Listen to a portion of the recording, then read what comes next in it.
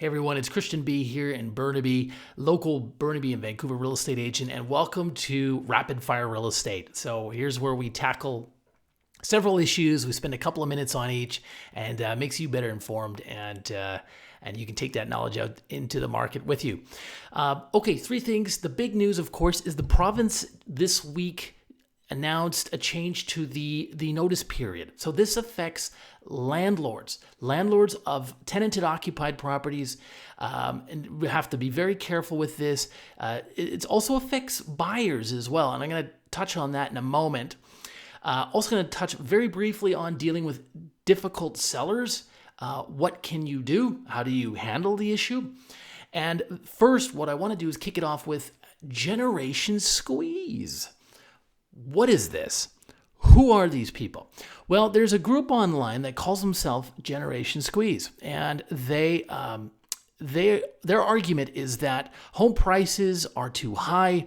It's too hard on young people in their 20s and 30s today, and so we need to find a way to tax $1 million homes and mansions and redistribute that money in a way that's fair and helps younger generations.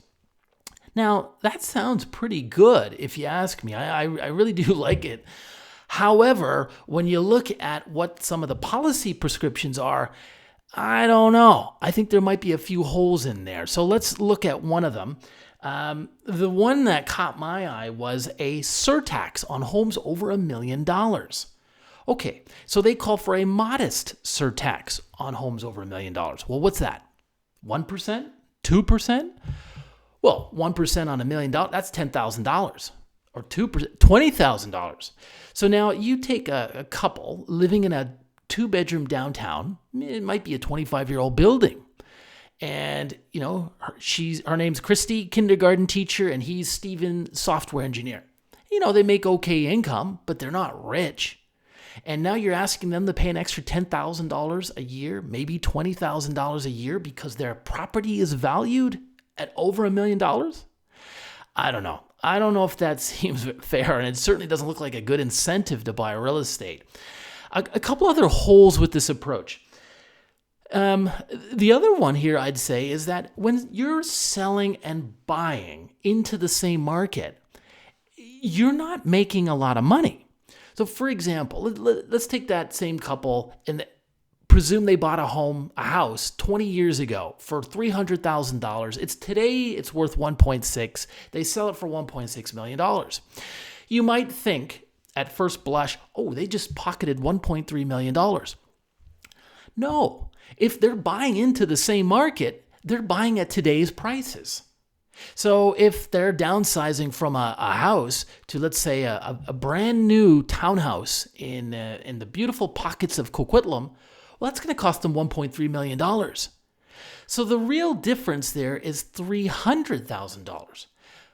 But we still haven't included real estate fees. We haven't added property transfer taxes, legal fees. What about if there's still a mortgage on the property that they're selling?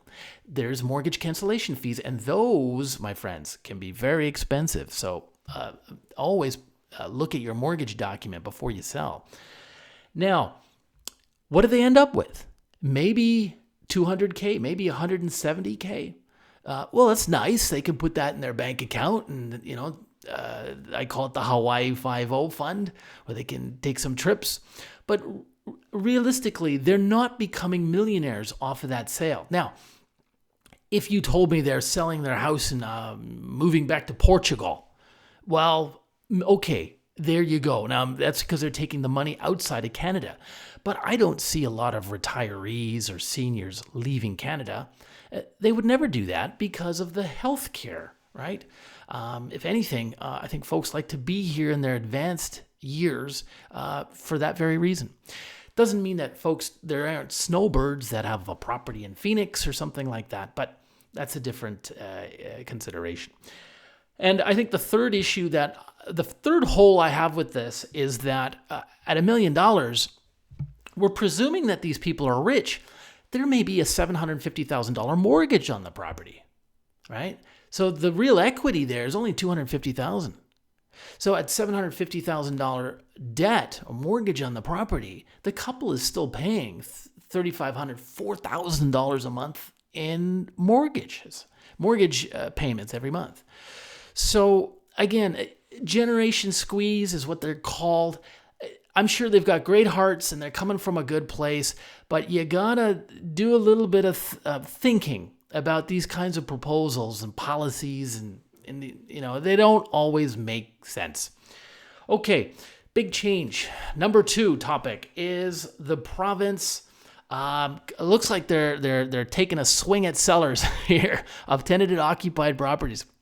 So the notice period has changed. It used to be 2 full months plus the current month. So if you were moving into your rental, and this is July, you got to give the tenant notice. You can move. You give them the rest of July, all of August, September. You're moving in on October the 1st. Great. Province says that's not enough. You got to give the tenant more time.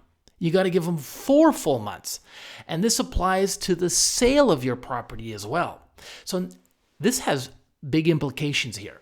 The first big implication here for owners is that if you're selling a tenanted occupied property and you want the money by January, you need to be calling me by July. Because by the time we have it listed in August and have the tenant on board, and if we have an accepted offer in August, before the end of the month, we now have to give the tenant 4 full months, September, October, November, December. You get the money in the first or second week of January. So there is a long process. You need to think 6 months ahead minimum if you're selling a tenanted occupied property. Buyers, this does not benefit you either. When you are purchasing a property with a mortgage, you are getting a rate hold from the bank through your mortgage broker. The rate hold is usually for 4 months. Well, your rate hold is now going to expire. So let's say you were lucky, you got a nice low 4.7%. That now expires because the completion date is pushed so far back that now when you have to get a second rate hold, and the mortgage that you end up with is 4.95%. So maybe you're paying an extra $100 a month in payments. So not fun. But so you need to be aware of that. A few other considerations here are buyers may need to become short-term landlords, right? If you are trying to give yourself an advantage in a multiple offer situation, you may want to assume the tenancy for a month or two, and especially if your rate hold is low enough to make it worth it. The drawback of that, of course, is that if the owner is underwater on the property, meaning they're subsidizing it by $300 or $400 a month, you might be out $1,000 if you had to assume the tenancy for 2 months. So an additional cost is what it is to you. And in essence, it's just going to make tenanted occupied properties a lot less desirable, and it's going to make it tougher on owners to sell it. Probably means you're going to have to take a bit of a haircut on the price, because how many buyers really want to wait for 5 months before they want to move in? I think another step sellers are going to have to do, and I always do this with my clients anyway, is I say, let's get a mutual agreement to end tenancy. I've actually done a video on this. It has done quite well, and that's just about selling tenanted occupied properties, so you can check back into the video library here as well if you'd like. You have to be careful about how you do it, of course. The new provincial regulations will now require that you go through a government web porthole, upload your ID, and give a specific reason why you're moving in or selling the property. That information will be shared with the tenant. So the tenant will know who will be moving into the property after you. So you can't unfairly evict the tenant, which of course you shouldn't be doing anyway. So those are some of the changes to look forward to. If you got questions about it, feel free to leave some comments or questions in the box below. Finally, when it comes to dealing with difficult sellers, had one recently. I was representing the buyer. My client saw the property excellent location. It needed some TLC, but the price certainly seemed to be below what he felt it was valued at. And, to be honest, I think it could have been sold for a higher price as well. That being said, as we went through the sale process, we discovered that the seller here was quite difficult. And, it looks, to be frank, suffered from some mental health issues. I've changed my thinking on this. In the past, I would have said, look, the property is $30,000, $40,000, $50,000 underpriced. Let's go for it. And I would still say let's go for it if it's the right situation. If it's a situation where the seller is not going, you get a sense, there's hints that the seller's not going to honor the contract. It's probably not good to go through with it. And it's not worth the headaches, the stress, the gray hairs. You can see them here. That is worth it. And in this instance, for example, the seller was not vacating the property. I had to call the police and get the police to show up and, just to ensure a presence so that this individual would in fact leave. There's a whole backstory to this, which I'm not going to get into.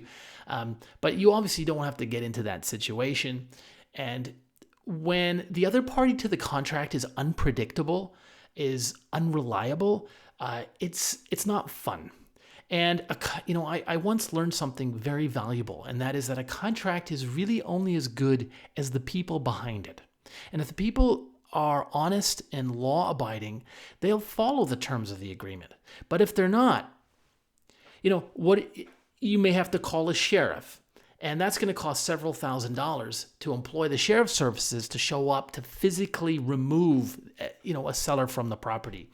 It's just not worth it. And all the same time, you're sitting out there with your moving van full of stuff. You're paying for that on an hourly basis.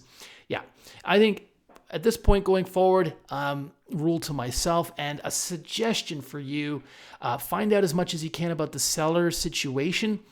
If it looks like they're not going to be honoring the contract, it may be best to walk away and save yourself a few gray hairs.